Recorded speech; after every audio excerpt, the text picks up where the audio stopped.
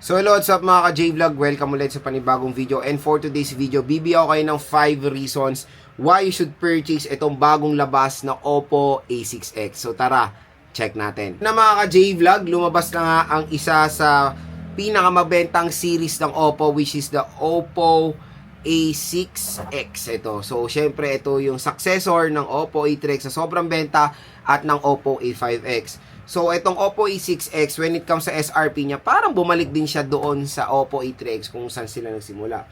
4GB 64 is 6,500 and 4GB 128 is 8,000 pesos. So, again, re-rectine ko na agad kayo, SRP ay hindi po perfect fit for the Oppo A6X. Ganon din po nagsimula ang Oppo A3X. Mahal sila ng una sa mga official store or sa mga offline store. Pero magandang balita dito sa online, mga ka-J-Vlog, sa view products natin.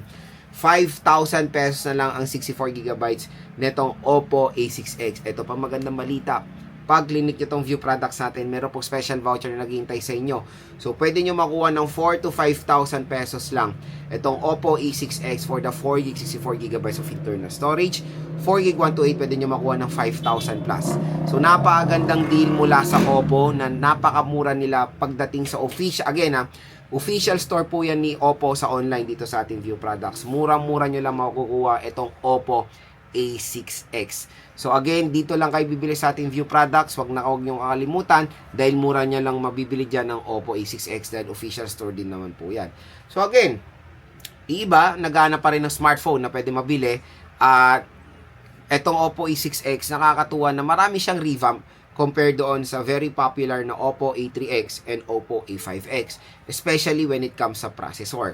So dito sa ating video, bibigyan ko kayo ng limang rason kung bakit magandang i-purchase itong Oppo A6X going 2026.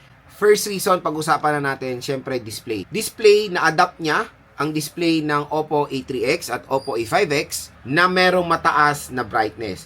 Pero maganda sa Oppo A6X, mas mataas pa ang brightness nito doon sa Oppo A3X. Partida sa Oppo A3X, sa gustuhan ko na or sobrang satisfied na ako sa brightness nun, dito sa Oppo A6X, mas tinasan nila. Dahil sa Oppo A3X, mga ka-J-Vlog, is 1,000 nits of brightness. Ito is 1,100 nits of brightness. So, yan yung talagang ilalaban ng Oppo A6X, mga ka-J-Vlog, when it comes sa display quality niya. Dahil sobrang liwanag nito na perfect gamitin for outdoor activities, lalo na sa mga consumers na primary tool nila for work is smartphone, tapos sa outdoor sila like motor taxi rider, delivery riders. Maganda pong i-recommend itong Oppo A6X para sa inyo. And medyo bago na yung parang screen niya, dahil parang paano siya pa-curve na siya compare sa Oppo A3X. Ewan ko kung ako lang nakapansin yan. Pero screen size and all and punch hole, di naman sila nagkakalay sa A3X, 6.75 inches, punch hole display. And ito yung isang upgrade din, 120Hz screen refresh rate na to compare sa Oppo A3X na 90Hz screen refresh rate. Resolution and all, wala pa rin naman pinagkaiba, HD plus 720p, pero for its price, okay na okay pa rin naman yan, or acceptable pa yan for price tag na pwede nyo makuha ng below 5,000 pesos. Pero again, for its SRP, syempre hindi yung perfect fit, pero i-compare natin siya kung magkano yung siya pinakamababa mo kuha, okay? So, kaya wag na kayo bumili dyan sa mga offline store, dito na kayo bumili sa mga online store natin, dahil mura lang dyan, and no worries, official store po ni Oppo yan. Next, reason natin why you should buy the Oppo A6X. So finally, nag-upgrade ng processor ang Oppo A6X compare sa Oppo. I don't know ano ba nangyari kay Oppo nun. Kasi yung Oppo A3X, dapat ang successor niyan is the Oppo A5i. Pero pareho-pareho sila ng Oppo A5X, pero pareho-pareho sila ng chipset and even the Oppo A5i. Dito lang po nag-iba ang processor sa wakas, pero again, it's Qualcomm Snapdragon pa rin, which is okay. So Qualcomm Snapdragon 685 po ito na mas better sa 6S Gen 1. So, syempre, abangan nyo na lang ating game test ito sa Oppo A6X. And nakita ko sa comment section, marami ring natuwa na finally, nag-iba ng processor ang Oppo when it comes sa X series nila. Kasi hindi nila mabago yan eh. Sa A3X, sa A5X, talamak yung 6S Gen 1 na marami nang nagrereklamo mabagal. So, bago, tignan natin at sa full review, babigay ko sa inyo initial thoughts natin dyan.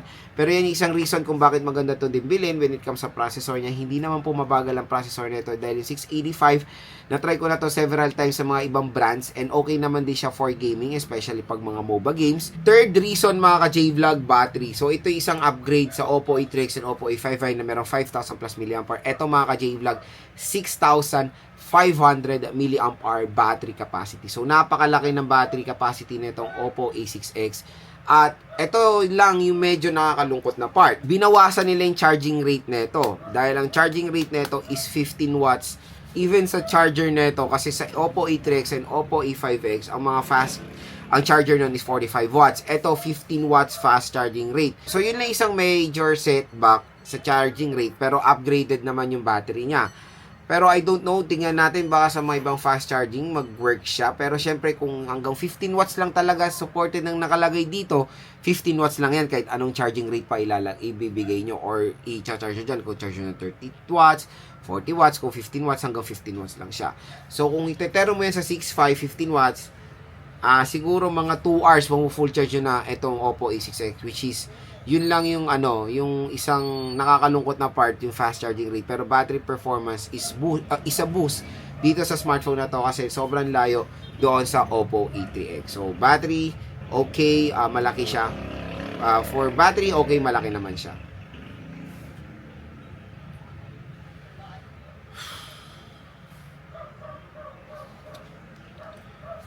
Fourth reason mga ka-J-Vlog, camera. So, isang nagustuhan ko sa Oppo A3X and Oppo A5X camera performance.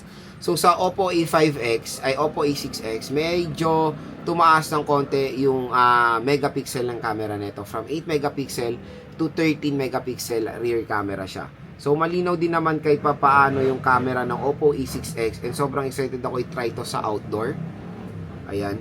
Doon sa Oppo A3X mga ka-J-Vlog, malinaw na 8 megapixel nun. Ito pa kaya na binusang ang 8 sa 13 megapixel, di ba?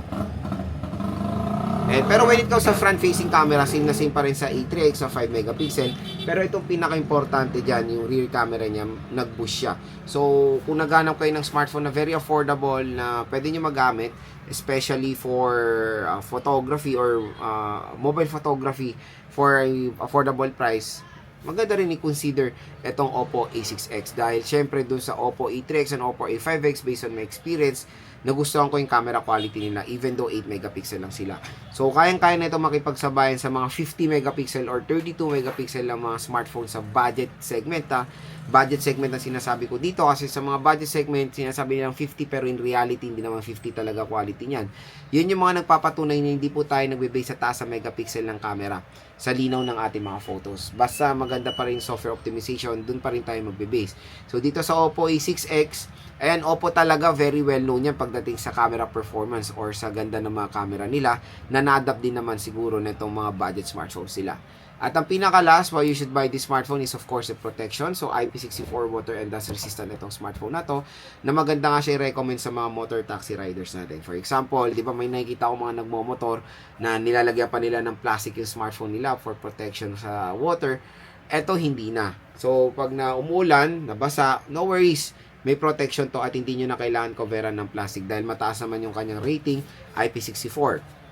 Pero ito, parati kong nai-remind sa inyo na parati nyo titignan ang mga protection ng hindi po to pwede masubmerge sa water. Not recommended siya for mga underwater shots. Pwede lang siya matalsikan ng tubig with certain kind of pressure. Yung mga pwede pong masubmerge sa tubig is IP67, 68, and 69. Pag 66 pababa, like this one, ito lang po yung mga talsik ng tubig. Okay?